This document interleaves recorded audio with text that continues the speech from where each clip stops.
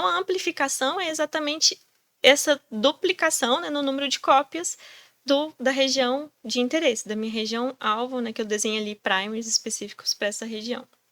E com isso, o maior número de cópias, fica mais fácil a detecção, fica ali, vamos dizer assim, mais fácil dentro daquele todo que é a sua amostra, né? Aquela quantidade que antes era mínima e agora ali ela cresceu muito, você identificar ali a presença, seria mais ou menos isso. A reação de PCR nós podemos dizer que é uma reação exponencial.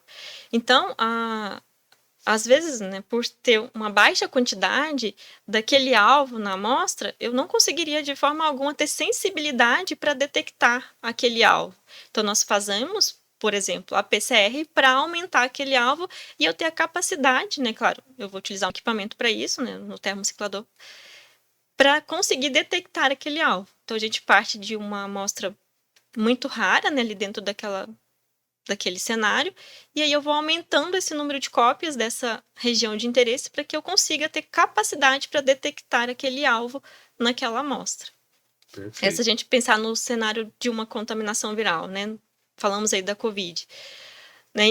Pegar a amostra e passar no equipamento e verificar se o indivíduo tem ou não vírus, eu posso ter um número muito baixo de cópias daquele vírus na amostra e não ter sensibilidade suficiente para detecção.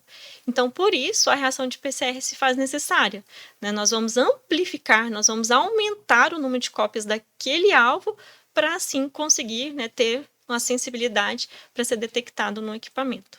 Uma coisa assim que às vezes é um pouco, vamos dizer assim, distante do público leigo, é ver como uma técnica como essa, né, do PCR, ela é básica dentro de vários laboratórios aqui no Hemocentro, né? A técnica em si é a mesma, mas os alvos, por exemplo, do seu laboratório, que o foco é oncologia, do pessoal que veio aqui e falou sobre célula TCAR, o foco vai ser outro. Então, quer dizer, de repente você tem uma ferramenta, né, como você falou, até a origem antiga, mais de 40 anos, mas que ainda assim embasa muita pesquisa ainda hoje.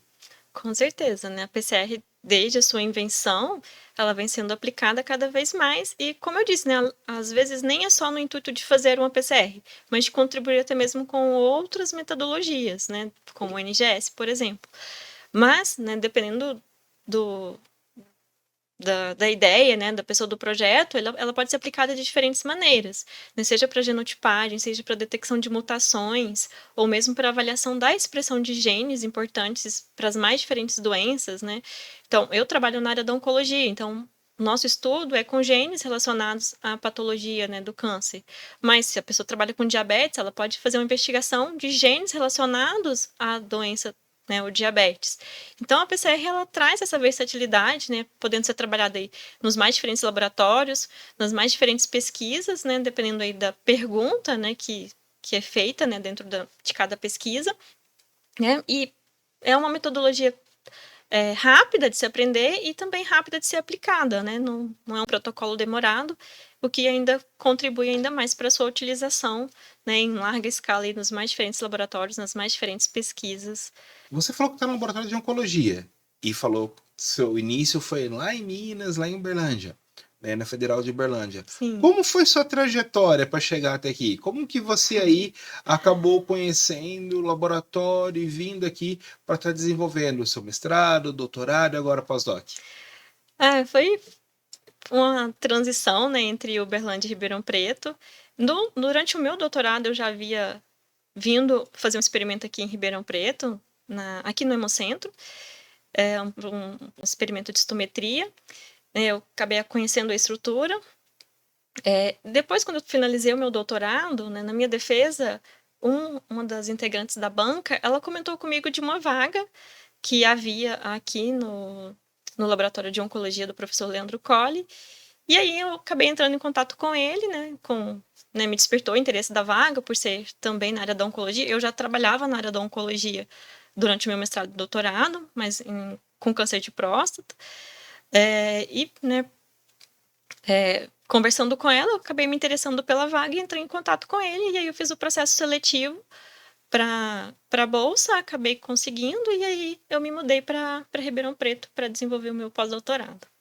Ah, gente, só lembrando, tá? Embora ali, como a Aline falou, trabalhava em câncer de próstata e agora é rim, embora sejam regiões anatômicas próximas, são ali cânceres completamente distintos, Sim. tá? Não tem nada a ver. A gente já viu em outros podcasts que tem vários tipos de câncer, a gente usa a mesma nomenclatura câncer para todo mundo, mas Uhum. não é a mesma coisa, tá?